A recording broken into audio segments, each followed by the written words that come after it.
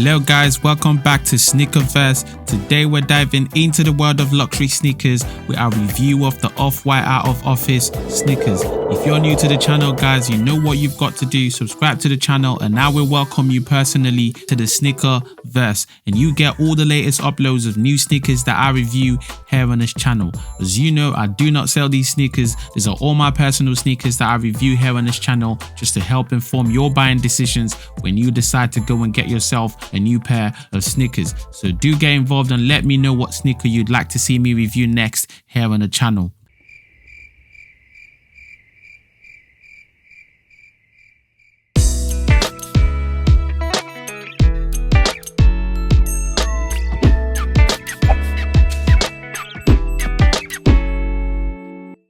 Now before we get started guys, let's take a quick overview of the Off-White Out of Office sneakers. So Off-White is an Italian luxury fashion company which was founded in 2013 by the late American designer and fashion icon Virgil Abloh. With 59 locations globally, the company is headquartered in Milan and delivers various luxury items from clothing to shoes to accessories and branding. So guys, if you're into top luxury products, you've definitely come to the right place. I've also done a review of the Off-White Out of Office high top sneaker, which is basically a high top version of this sneaker, so you can click the link at the top right corner if you want to watch this at the end of this video. You know, it might be worth comparing to see which one you prefer.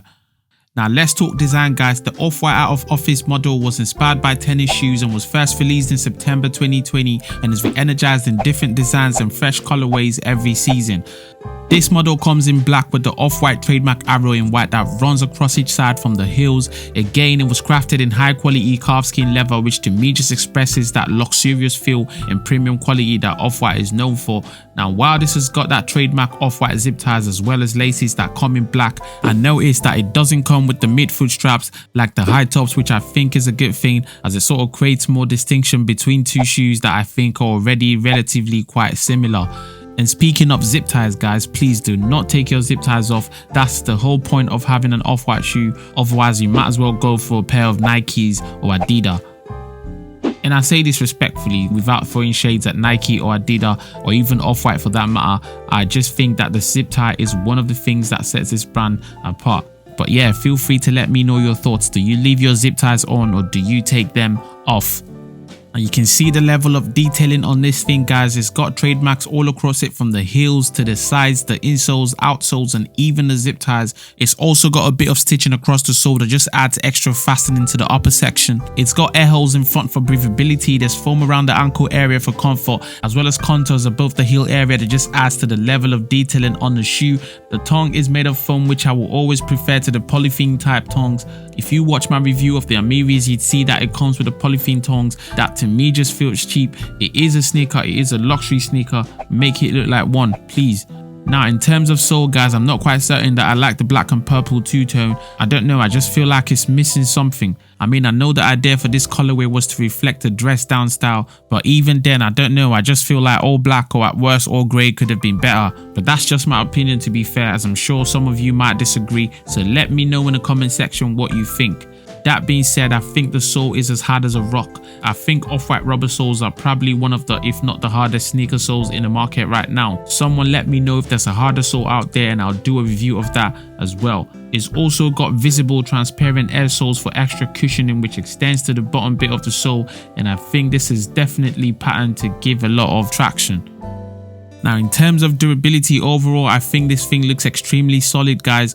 Honestly, I could really double with this as a weapon and not just a sneaker. It is mostly made of rubber and leather and I don't see any signs of creasing whatsoever. Just make sure to leave the paper bags always stuffed inside the shoe when not in use to preserve the shape. The shoe itself is heavy, hard and firm on the outside but with loads of foam on the inside. Like I said, this is all about luxury, so it's premium quality all through. Now for fit and comfort, I know most of you want to know what this shoe looks like on foot, so here's a few shots of me trying these out. Now look at this guys, I was really impressed with the fit of this thing with black baggies, because this is where you start to appreciate the shoe in black. It's the shape guys, it just gives it that sort of silhouette where you can't tell if it's a shoe, a sneaker or a boot. See what I mean? It's just so fitted and tight, but yeah, it is so comfy on the inside. And here you can tell it can easily go with 3/4 jeans as well. I really love this fit, guys.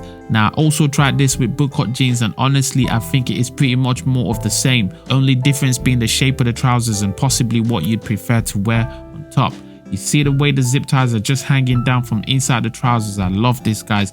Now, finally, I tried this with a pair of joggers, and guys, despite how great the other two fits looked, this takes the cake for me. I mean, look at that fit, guys. It not only gives it a really nice silhouette, but also sits on top of the shoe, allowing for us to appreciate the beauty of the shoe. I think this looks really great, guys, but let me know which one of the three that you prefer. Again, I am a size 11.5, and I decided to risk it and went for my exact sizing on this shoe, and it doesn't feel uncomfortable as far as I can tell. I probably need to wear this on a proper day out before I can make an informed assessment, but at the moment it feels great, so you would probably get away with going exact size, or for a super comfy feel, half a size up. Now, for price, I purchased this sneaker from Harrods for £490. Unfortunately, there wasn't any discounts on this shoe at the time, so you will be paying full price possibly if you decided to get this. Now, I can't tell you if it's worth it or not, to be honest, but I believe it is down to preference.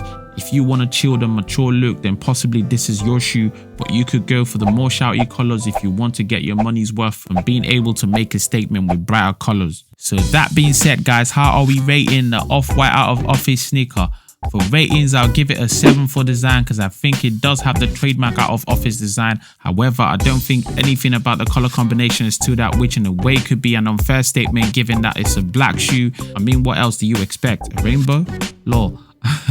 Durability wise, as always, this is solid, and I believe it will stand the test of time, so I've given it an 8. Also, it's a black shoe. For those of you that never clean your sneakers, this is a perfect fit for you. Now I'm trolling, but yeah, always take care of your sneakers, guys. I think it makes a statement about you when you show up with a nice clean pair of sneakers. Now, this thing on foot really surprised me. In fact, that was my best part of the shoe. The silhouette that it creates with the rest of your body is just wicked, guys. And I think it will work with anything, really. So I've given it a 9. For comfort, this gets an 8 because the insides feel really comfortable with the foam all around it, especially as I went for my actual size. Now, while this is a luxury shoe, I actually think you definitely can and should play basketball with this. Nah, I'm just kidding. You shouldn't, but if you did, it would fare quite well, honestly. It's not too bulky, it's comfy, it's got some height on it, and it's black. That is ideal for any court if you ask me. So this is getting an 8.5 for performance. For traction, the sole has got a lot of grip, and honestly, you need to feel this to really understand. I've given this an 8. And for price, because of its current price of £490, this gets a 5, as I'm not really convinced that it's given enough to justify the enormous price tag, especially because I have gotten better for way less in the past. Now, speaking of better shoes for status, guys, as you know, the Out of Office is definitely a luxury shoe. Off-White might not be on par with Prada or Louis Vuitton, however, it is still very much a luxury shoe, so I've given it a 7. And if you're into brands and status, this metric would surely matter to you, which is why you need to subscribe to the channel so you get to see these sneakers for yourself on here before you part with your hard-earned money. That being said, guys, overall this shoe gets a 7.5, which I think is a great score, guys, and I think I will be wearing this shoe for a really long time. So that's it for today's review, guys. If you've enjoyed this video, don't forget to give it a thumbs up and subscribe to the channel for more sneaker content. Follow the link at the top if you'd like to watch the review of the Versace or this year's sneakers, and as always, let me know your thoughts in the comments below. Let me know what you thought of the shoe. Let me know if you think you're going to get one, or if you've got one already, let me know what your experience has been. Until next time, guys, stay stylish and see you in the next video. Peace.